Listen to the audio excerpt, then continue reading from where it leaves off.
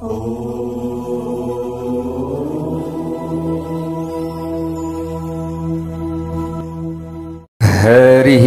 ओम स्वस्ति श्री गणेशाय नमः। ओम नमो भगवते वासुदेवाय। यं शैवासमुपासते शिव इति ब्रह्मेति वेदान्तिनो बौद्धा बुद्ध इति प्रमाणपटवः कर्तेति नैयायिकाः। अर्हन्नित्यथ जैन शासनरतः कर्मेति मीमांसका सोऽयं नो विदधातु वाञ्छितफलं त्रैलोक्यनाथो हरि। ओंकारं बिंदु संयुक्तं नित्यं ध्यायन्ति योगिनः कामदं मोक्षदं चैव ओंकाराय नमो नमः। जय श्री हरि, जय श्री राधे, जय श्री कृष्ण। आज पनि चतुर्मास भागवत कथाको आजको नयाँ भाग 77 भाग लिएर मटिका पौडेल हजुरहरु समक्षमा उपस्थित भइसकेको छु। जहाँ जहाँबाट चतुर्मास व्रतको यो पावन समयमा श्रीमद् भागवत महापुराण हजुरहरुले श्रवण गर्दै हुनुहुन्छ। सर्वप्रथम तपाई र तपाईको परिवारमा भगवानको कृपा सदा सर्वदा रहिरहोस्। सबैमा सुख शान्ति समृद्धि सुस्वास्थ्य र दीर्घायुको कामना हाम्रो तर्फबाट हामीले गरिरहेका छौं। सबै धर्म मार्गमा अगाडि बढौं, धर्मको बाटोमा अगाडि बढौं, सत चिताउँ, अवश्य पनि हाम्रो कल्याण हुनेछ। धर्मको रक्षा गरौं, सनातन वैदिक हिन्दू धर्मको रक्षा गर्नुपर्दछ र हाम्रो पनि अवश्य पनि धर्मले रक्षा गर्छ। यह जीवनमा बाँचुन्जेलसम्म पनि र मृत्यु पछाडि पनि हाम्रो साथमा जाने भनेको त्यो पुण्य, त्यो धर्म मात्रै हो। न हामीले मरेर जाँदाखेरि आफ्नी पत्नी साथमा लिएर जान्छौं, न आफ्नो पति साथमा लिएर जान्छौं, न आफ्नो पुत्र साथमा लिएर जान्छौं, न आफ्नी छोरी साथमा लिएर जान्छौं, न बुहारी, न भाइ बन्धु छर छिमेकी कोही पनि त्यो बेलामा साथमा हुँदैनन्। त्यो समयमा साथमा हुन्छ भने केवल धर्म साथमा हुन्छ। धर्म हामीले गरेका छौं अलिकति पुण्य भने त्यो पुण्य हाम्रो साथमा हुन्छ। हो त्यही पुण्य कमाऊ, त्यही पुण्य कमाऊ। सहज तरिकाले भोलिको यात्रा हाम्रो सरल होस्, सुखमय होस्, आनन्दमय होस्। प्यारा भक्त भागवतहरु, हामीलाई कहीँ टाढाको यात्रा गर्नु छ भने, सहज र सरल छिटो तरिकाले पुग्नु छ भने हामीले प्लेनमा जान्छौं, फ्लाइट पक्रिन्छौं। अब अलिकति ढिलो पुग्नु छ भने हामीले त्यही अनुसार गाडीमा जान्छौं। तर हामीलाई त विभिन्न समस्याहरू बाटामा झेल्नु, ढिलो पुग्नु अथवा हिँडेर जानु भन्दा अलिकति छिटो, राम्रो, सरल र सहज तरिकाले, आराम तरिकाले हामीले भोलिको दिनमा मृत्यु पछाडि वैकुण्ठमा जान चाहन्छौं। त्यसैले प्यारा भक्त भागवतहरु, पुण्य कमाऊ, पुण्य कमाऊ, पुण्य कमाऊ। हामीले त हरेक समयमा पुण्य त कमाइरहेका छौं, तर यो पुण्यलाई सुरक्षित पनि राख्नु पर्दछ। हो प्यारा भक्त भागवतहरु, अब हामीले असत सोच्दछौं भने पुण्य क्षीण हुन थाल्दछ। अलिकति अलिकति मात्रै भए पनि चुइन थालिहाल्छ फेरि। त्यसैले सत सोच्नु पर्दछ। कोही व्यक्तिहरूलाई ढाँट्यो, छलियो, कोही व्यक्तिहरूबाट लुट्यो भने पुण्य सखा भइहाल्छ। घर परिवारमा मिलेर बसिएन, घर परिवारमा एकले अर्कालाई टेढा दृष्टिले देखियो भने पुण्य घटिहाल्छ, पाप सुरुवात भइगयो। हेर्नुहोस् है, त्यसैले घर परिवार सबैमा सम्झाइ बुझाइ गर्ने, राम्रो तरिकाले राम्रो वातावरण सृजना गर्ने, अगाडि बढ्ने। ओहो, पुण्य बढाउँ, पुण्य बढाउँ। भोलिका दिनमा हाम्रो साथमा कोही पनि जाँदैन, यदि हामीले पुण्य प्राप्त गर्नु छ, हामीलाई फाइदा हुन्छ भने किन घाटा हुने काम गर्ने भने फेरि शास्त्र आदिले त भनिसके। भगवान साक्षात प्रकट भएर आएर हामीलाई ज्ञान उपदेश त दिनुहुन्न, तर हरेक गुरुको माध्यमद्वारा, हरेक साधु सन्त महात्मा आदिको माध्यमद्वारा भगवान उहाँहरू भित्र प्रकट भएर यो ज्ञान दिनुहुन्छ, यो शिक्षा दिनुहुन्छ। ती शास्त्रहरू राखिदिनु भएको छ। ती शास्त्रहरू भगवान नै ती ऋषि सन्त महन्त आदिको हृदयभित्र प्रकट भएर यो लेख्न लगाउनु भएको हो। साक्षात वेदव्यासजी त भगवान श्री हरि नारायणकै त अंश हुनुहुन्थ्यो, होइन र? हो, हामीले सुनेका छौँ त प्यारा भक्त भागवतहरू। अब हेर्नुहोस्, त्यसैले कहीँ पनि झुट छैन, सबै सत्य छ, सबै सत्य छ। अब हामीले यसलाई असत्य ठान्यौँ भने त्यहीँनिर पाप हुन्छ। त्यसैले हामीले जुन सही कुरा हो सहीलाई सही नै ठानेर अगाडि बढौँ, गलतलाई गलत ठानेर अगाडि बढौँ त हामीलाई राम्रो हुन्छ। त्यसैले भोलिका दिनमा कोही पनि हाम्रो साथमा जाँदैन है। हामीले कमाएको धन सम्पत्ति पनि हाम्रो साथमा जाँदैन, यो तपाईँहरूलाई पनि थाहा छ, सुनिसक्नु भएको छ, हामीलाई पनि थाहा छ, सबैलाई थाहा छ यो। तर साथमा जाँदैन। अब जाँदैन के गर्ने त? त्यसको दुरुपयोग गर्ने होइन, त्यो धन सम्पत्ति आदिलाई सही सदुपयोग गर्ने, सत ठाउँमा राम्रो ठाउँमा लगाउने, सत पात्रलाई दान दिने, सत स्थानमा आफूले राख्ने कि आफूले कमाएको त्यो धनले, आफूले कमाएको त्यो पुण्यले कोही न कोही व्यक्तिको जीविका चलोस्, कोही न कोही व्यक्तिलाई राम्रो होस्। हो, त्यो मार्गमा अगाडि बढौँ न, हामीलाई राम्रो हुन्छ। भोलि हामी मरेर गइसकेपछि पनि हाम्रो के रहन्छ? मरेर गइसकेपछि पनि हाम्रो स्मरण गर्छन् त हाम्रो आत्माले पनि शान्ति पाउँछ। हो प्यारा भक्त भागवतहरू, विशेष त्यसैले हामी अगाडि बढिरहेका छौँ, कथा श्रवण गरिरहेका छौँ। चतुर्मास व्रत कथा हामीले विशेष श्रवण गर्नै पर्ने हुन्छ। हामीले आत्तिनु हुँदैन, हामीले डराउनु हुँदैन, हामीले विचलित हुनु हुँदैन। अरूले जेसुकै भनुन्, हामी आफ्नो मार्गमा, सत मार्गमा अगाडि बढेका छौँ भने अरूको कुरा किन सुन्ने भने फेरि किन सुन्ने? यदि उनीहरूले खराब बोल्दैछन् भने नसुन्ने, तर राम्रो सत अर्थी उपदेश दिँदैछन् भने फेरि सुन्ने। मैले भन्न खोजेको, मैले अगाडि पनि एउटा दृष्टान्त दिएको थिएँ नि, त्यो दृष्टान्त फेरि पनि म राख्दैछु यहाँ। जस्तै एकजना गुरुजी हुनुहुँदो रहेछ, साधु सन्त महात्मा भनौँ अथवा गुरुजी भनौँ। उहाँका चेला चपेटाहरू पनि धेरै थिए। गुरुजी आफ्नो यात्राका लागि यसो गाउँ घुम्नका लागि बाहिर निस्किनु भयो। चेला चपेटाहरूले पनि साथ दिए। वरिपरि आफ्ना चेलाहरूले घेरिएर गुरुजी अघि हिँडिराख्नु भएको थियो। गुरुजीलाई त डर होइन, तर डर कसलाई थियो? मेरा गुरुजीलाई केही नहोस्, मेरा गुरुजीलाई राम्रो होस्, म एकछिन साथ दिन्छु। अलिकति बाटोमा हिँड्दा, अलिकति कहीँ हिँड्दा, अलिकति केही गर्दा मेरा गुरुजीलाई मैले साथ दिन्छु। यो भक्तहरूको यो भाव हो, श्रद्धा हो। गुरुमा भगवान देख्नु यो भक्तहरूको श्रद्धा हो। त गुरुलाई भक्तहरूले त्यही देखेका थिए। एकछिन पनि साथ छोड्न सक्दैन थिए, सँगै हिँडिरहेका थिए। बाटोमा जाँदै गर्दा कोही व्यक्तिहरूले भने, हेर हेर हेर यो ढोगी, हेर हेर यो ढोगी, यसले काम गर्न छोडेर, हेर यत्रा पाखुरा छन्, यत्रो उमेर छ, वयस्क छ व्यक्ति, तर यी व्यक्तिहरूलाई बिना कामका कुराहरू लगाएर आफ्नो पछाडि लगाएर हिँडेको छ। गाली गरे, भरपूर गाली गरे।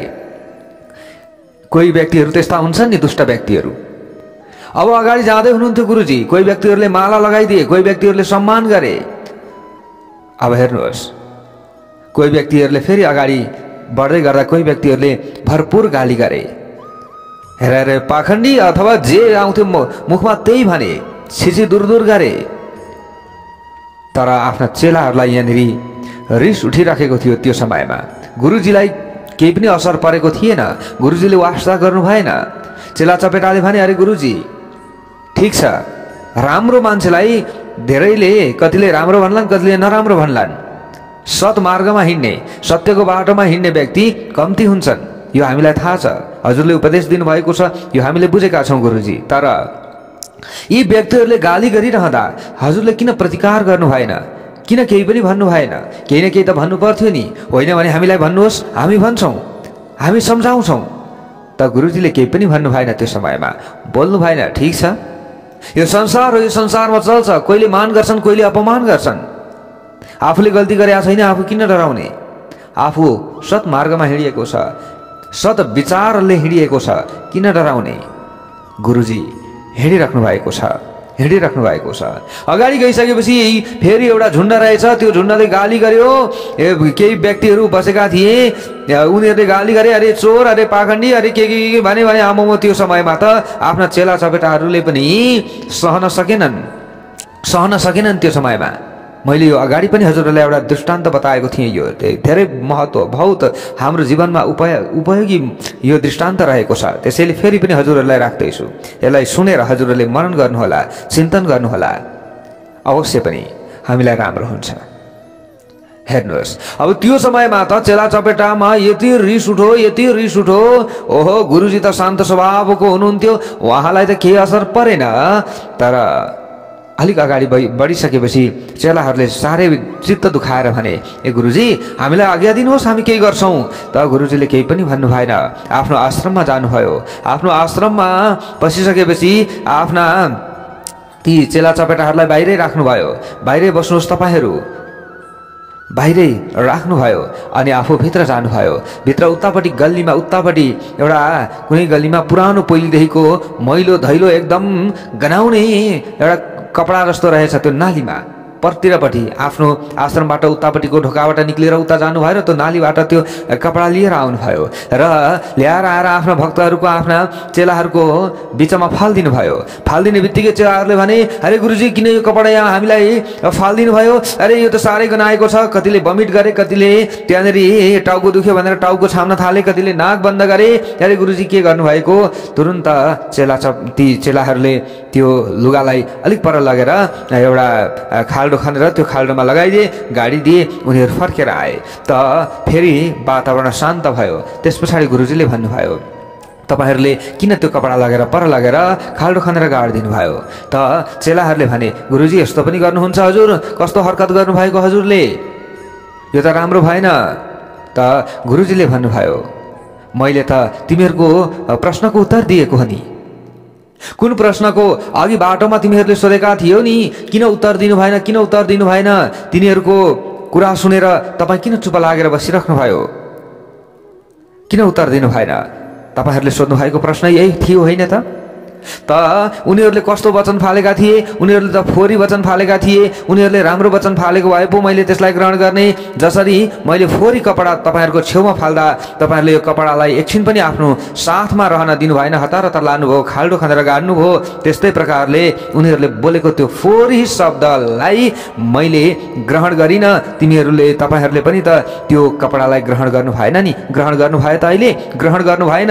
त्यो कपडालाई लगेर फालिदिनु भयो, गाडिदिनु भयो। त्यस्तै मैले पनि उनीहरूले बोलेको त्यो गलत शब्दलाई मैले आफूमा लिन, आफ्नो हृदयमा मैले त्यसलाई गाडिनँ, मैले त्यसलाई उल्टै फालिदिएँ, मैले त्यसलाई सुनिनँ, नसुने जस्तो गरिदिएँ।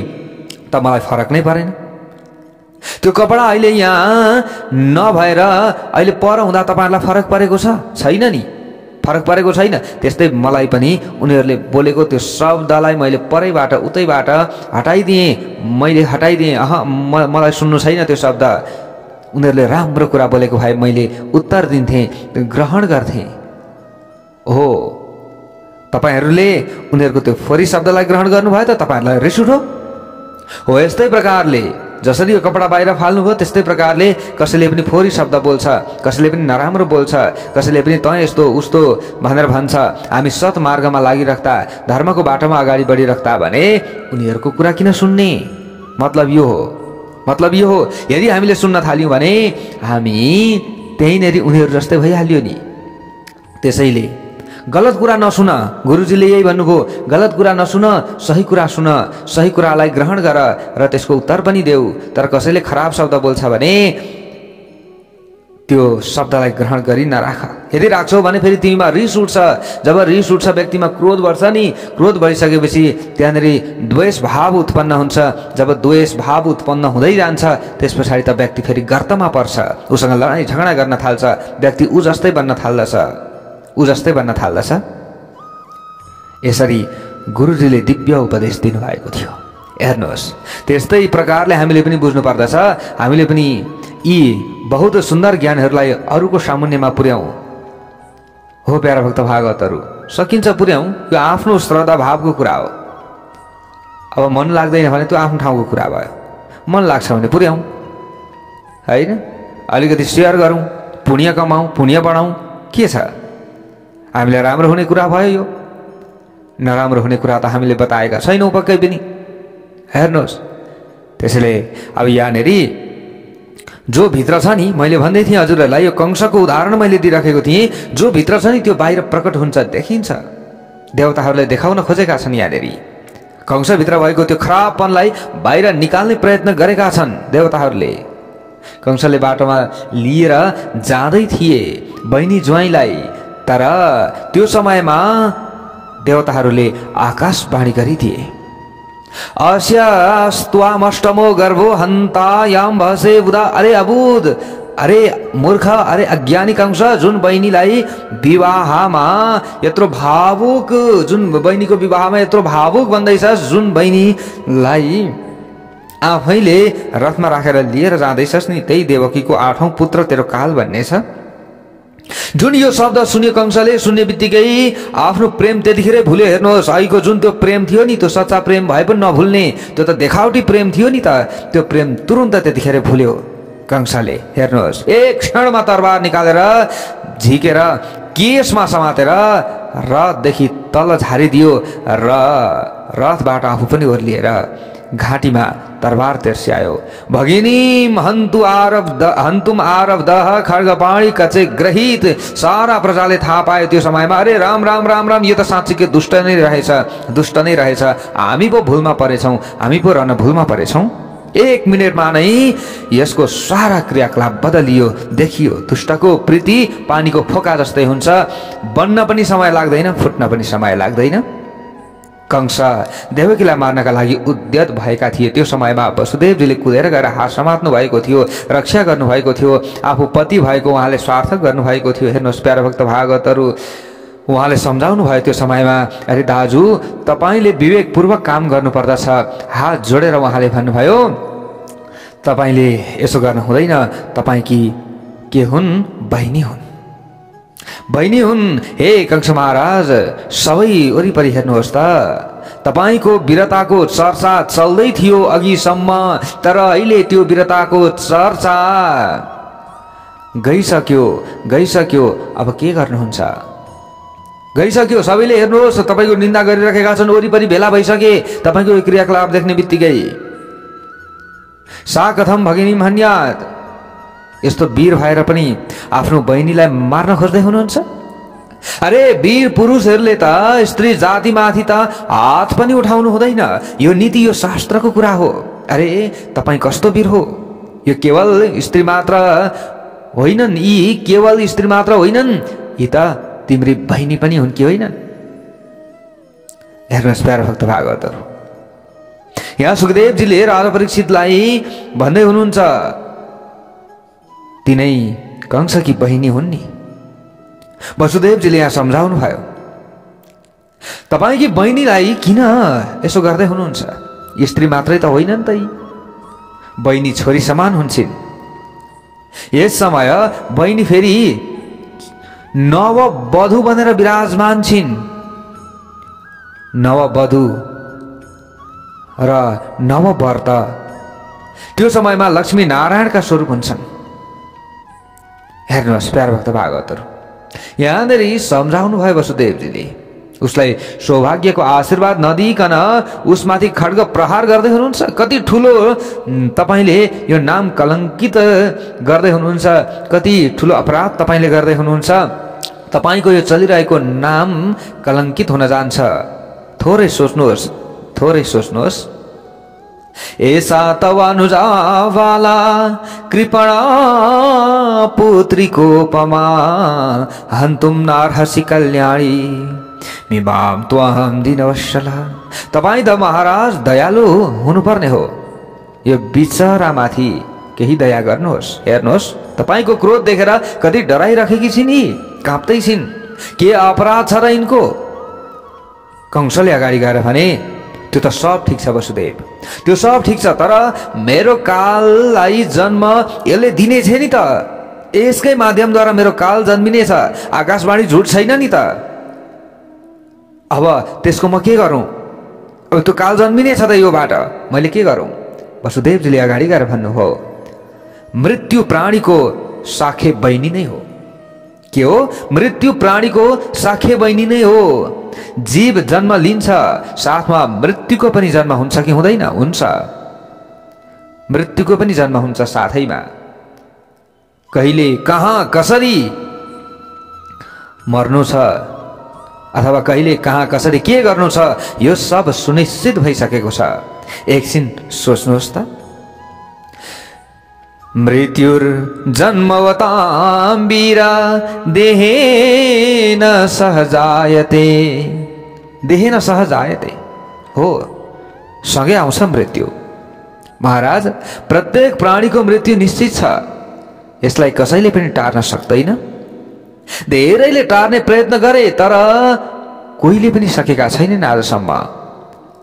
कसैले बहिनीको मृत्युको कलङ्कित बन्न चाहदैन, तर तपाईँ बहिनीको मृत्युको कलङ्कित बन्न चाहँदै हुनुहुन्छ, त्यसैले तपाईँले यो कलङ्कित हुने काम नगर्नुहोस्।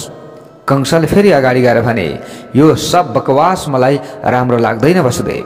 वसुदेवजीले अब फेरि विवेकपूर्वक यहाँनिर अब सम्झाउन थाल्नुभयो, विवेकले काम गर्नुभयो। अब यहाँनिर अब मृत्यु टार्नु पर्यो नि, पहिले मृत्यु टार्नु पर्यो, पछि त देखा जाएगा, पछि त देख्दै जाउँ के हुन्छ। पहिले अहिले तत्कालको चाहिँ समस्याको समाधान गर्नुपर्दछ, फेरि अरू बिस्तार बिस्तार समाधान हुन थाल्दछ। बुद्धिमानी व्यक्तिले, विवेकी व्यक्तिले यो कार्य गर्नुपर्दछ। वसुदेवजीले अब विचार गर्नुभयो, ठिक छ दाजु, अब तपाईलाई यदि देवकीको छोरासँग भय लाग्दैछ, तपाईलाई लाग्दैछ हैन त देवकीबाट छोरा जन्मिन्छ, काल जन्मिन्छ, त्यसले मलाई मार्छ भनेर? हो, लाग्दैछ। हो, त्यसो भए दाजु त अब म तपाईलाई वचन दिन्छु, पुत्रान् समर्पयिष्येष्या यतस्ते भयमुत्थितम्। देवकीको समस्त पुत्र म तपाईलाई सुम्पिदिनेछु, तपाईलाई पुत्रदेखि नै भय छ त। अब तपाईले जे गर्नु छ आफ्नो इच्छाले गर्नुहोस्। अब मैले वचन दिन्छु, मैले आजसम्म झुट बोलेको छैन, कसैलाई पनि जुन वचन दिएको छु त्यो पुरा गरेको छु।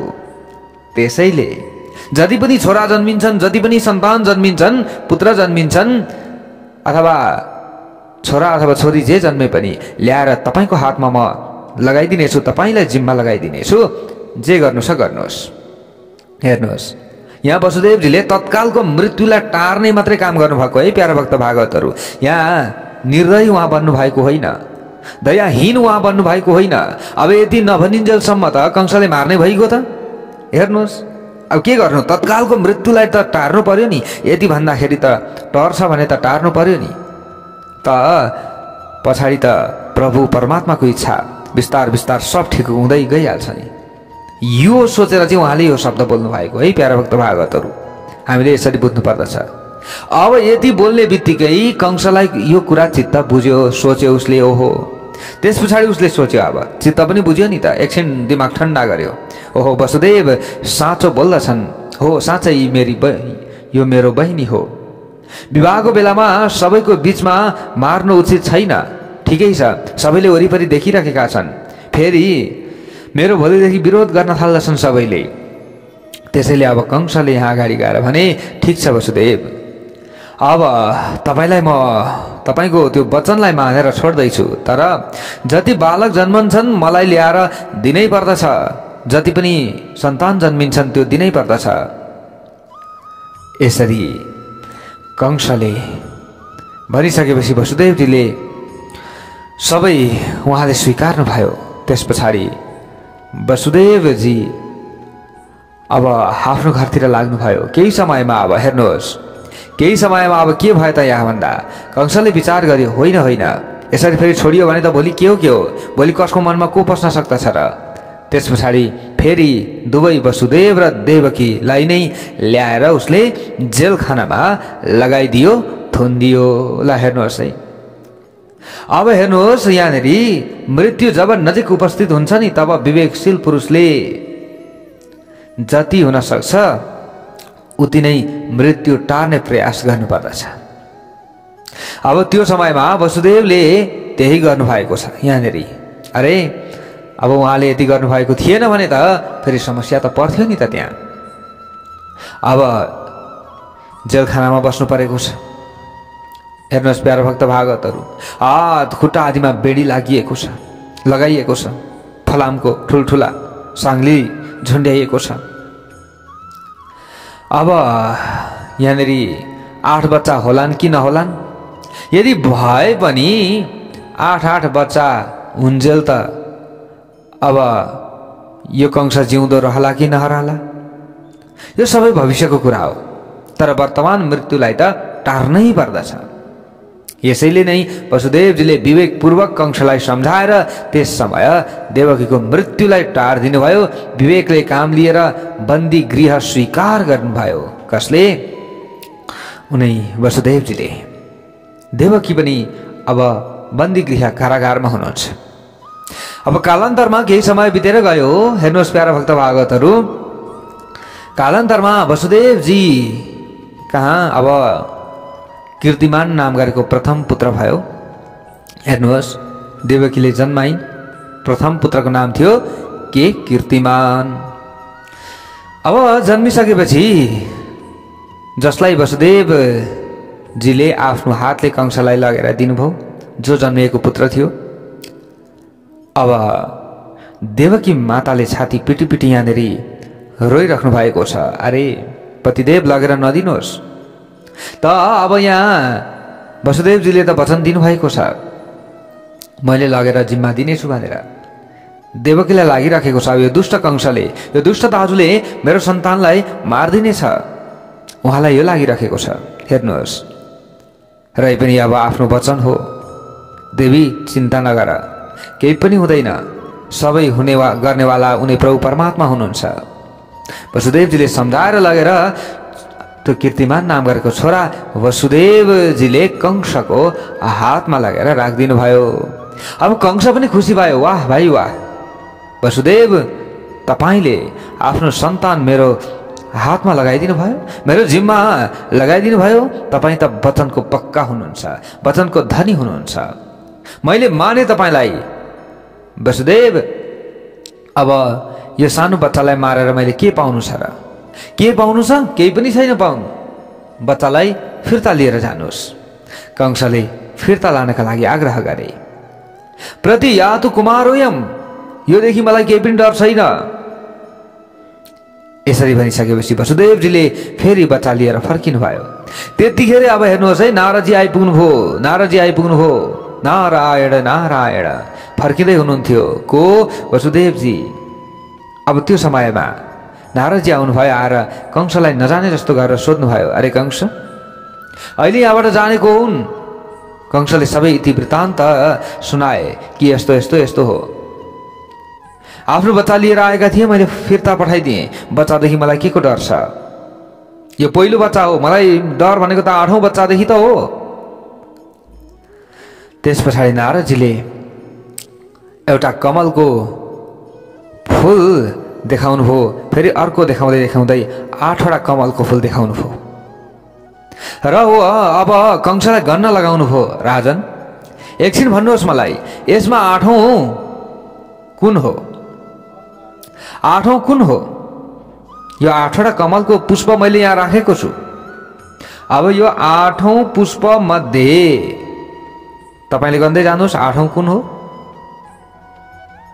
अथवा यो एउटा कमल छ, यो एउटा कमलको वरिपरि पंखुडी छन्, यानी कि त्यो कमलको सानो पत्ता जस्तो निक्लिया हुन्छ नि अलिअलि हो, यो मध्ये कुन चाहिँ 8औं हो? ल यहाँ 8वटा मात्रै छ, ल मैले यो सबै निकाल्दिएँ। कुन चाहिँ 8औं हो? एक एक गरेर भन्नुहोस्। एक एक गरेर अलग अलग गरेर गन्न लगाउनु भयो। हेर्नुहोस् है, एक एक गरेर अब सुरुबाट गन्दै जाँदा त्यहाँ जुन अन्तिममा पुग्छ त्यो 8औं हुन्छ। अब त्यो फेरि जुन 8औं छ त्यताबाट गन्दै आउँदा जुन सुरुमा गने हुन्छ त्यो फेरि 8औं हुन्छ। फेरि 2 नम्बरबाट गन्दै जाँदा फेरि अर्को 8औं हुन्छ। यसरी दिमाग भोटिदिनु भयो नारदजीले। हेर्नुहोस् है प्यारा भक्त भागवतहरू, अब कुनलाई आठौँ मान्छौ तिमी? यहाँ देवताहरूको गणनाको कुनै पनि विश्वास हुँदैन है, कुनै पनि विश्वास हुँदैन नि देवताको गणनाको।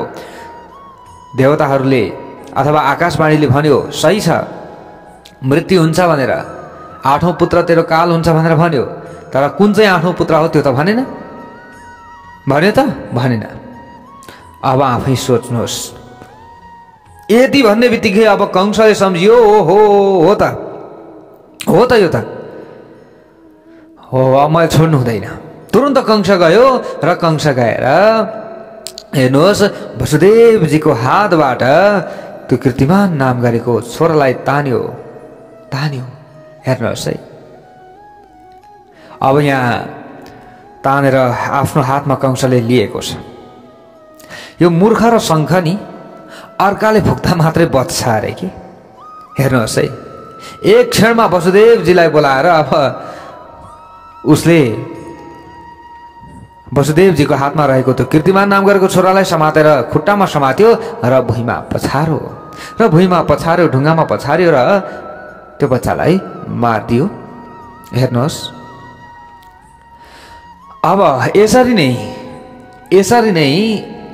6जना छोराको नाश गरिदियो कंसले। जब जन्मिन्थ्यो च्याँ गर्ने बित्तिकै बाहिर पालेहरूले देख्दथे, हतार जान्थे, कंसलाई सुनाउँथे, हतार जान्थे कंसलाई सुनाउँथे। अरे महाराज, राति निन्द्रामा भए पनि, जस्तो सुकै अवस्थामा भए पनि गएर सुनाउँथे। त कंस हतार आउँथे र आएर बच्चा लिन्थे र मारिहाल्थे। हेर्नुहोस् है, अब त्यस पछाडि के भयो त? 6 त पुत्र मरिसके, सन्तानको नाश भइसक्यो।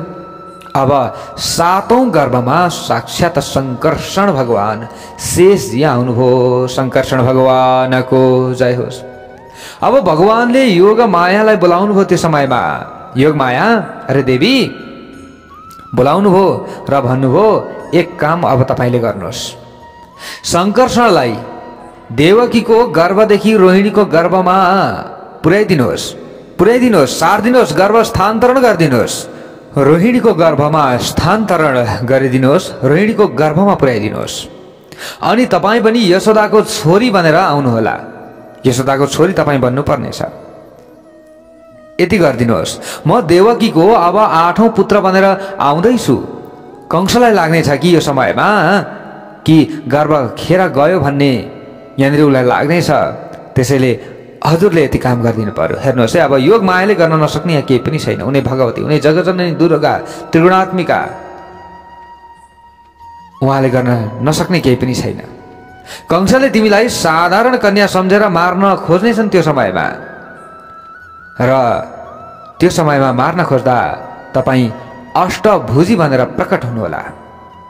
अष्टभुजी भएर प्रकट हुनु, फेरि हेर्नुहोस् तपाईको पूजा कति हुनेछ संसारमा।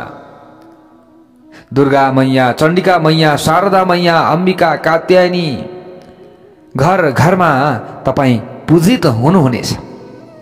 अवश्य पनि वर्षमा 4 चोटि तपाईँ पूजित हुनुहुनेछ। अवश्य पनि अझ शारदीय नवरात्र र जुन चैत्रको नवरात्र छ, यो त तपाईका लागि झन् विशेष नै हुन्छ। यो नवरात्रमा तपाईको धुमधाम पूजा हुनेछ, जय जयकार हुनेछ र भक्तहरूको इच्छा पनि तपाईले पूरा गरिदिनु हुनेछ। यसरी योग मायालाई भगवानले अराउनु भयो। हेर्नुहोस् है, अब भगवानको यो वचन पाएर योग माया अत्यन्त प्रसन्न हुनुभयो र योग मायाले भगवानको आदेश पनि पालन गर्नुभयो। देवकीको गर्भबाट रोहिणीको गर्भमा स्थानान्तरण गरिदिनु भयो। कसलाई? उनै शङ्कर्षण भगवानलाई। अब कंसलाई भ्रम भयो त्यो समयमा, देवकीको सप्तम गर्भको त पतन भयो, गर्भ खेर गयो के, त्यो समयमा खेर गएको जस्तो भयो। अब त्यहाँनिर पतन भयो। अब अष्टम गर्भमा अब मैले विचार गर्नु पर्यो, अष्टम गर्भको चाहिँ म विचार गर्नु पर्यो। कंसलाई लाग्यो कि अब मेरो डरले सप्तमदेखि उता त आफै नाश हुन थाल्यो। वाह वाह प्रभुको लीला। अब 8औं पुत्रले पनि मलाई केही पनि गर्नेवाला छैन, 8औं सन्तानले पनि मलाई केही पनि गर्नेवाला छैन। कंसलाई यो लाग्यो। अब हेर्नुहोस् है, अब के भयो त, अब यता गर्भपतन भयो अथवा गर्भ खेर गयो भन्ने त सम्झे कंसले। तर अब केही महिना केही समय पछाडि भगवान फेरि देवकीको पेटमा उहाँ आउनुभयो। भक्तवत्सल भगवानको जय होस्। साक्षात भगवान देवकी माताको 8औं गर्भमा आएर प्रवेश गर्नुभयो।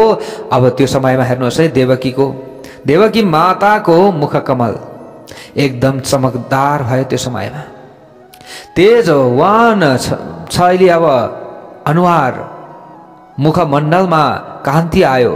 बन्दी गृहमा सबैले छक्क परिराखेका छन्। हेर्नुहोस् प्यारा भक्त भागवतहरू, अब उनी देवकी माताको गर्भमा भगवान आइसक्नु भएको छ। अब यहाँनिर कंसले के सोच्नेछ, अगाडि कस्तो के हुनेछ, त्यो कथा प्रसङ्ग भोलि हामीले श्रवण गर्नेछौँ। भक्तवत्सल भगवानको जय।